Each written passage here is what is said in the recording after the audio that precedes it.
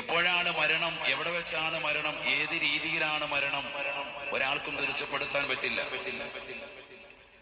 നോക്കൂ നിങ്ങൾ, ഇന്ന് കേരളം ഒട്ടാകെ വാട്സാപ്പ് ഗ്രൂപ്പുകളിലും സോഷ്യൽ മീഡിയയിലും ചർച്ച ചെയ്തുകൊണ്ടിരിക്കുന്നത്, തുടക്കത്തിൽ നമ്മൾ ദുആ ചെയ്തതാകുന്ന മസ്ഊദ് സഖാഫി എന്നറിയപ്പെടുന്നതാകുന്ന സഹോദരൻ ഉസ്താദ് അവറുകളുടെ മരണവാർത്തയെ കുറിച്ചാണ്. ഇന്നലെ രാത്രിയും ഇതേപോലെ പ്രഭാഷണം നടത്തി വീട്ടിലേക്ക് വന്നു.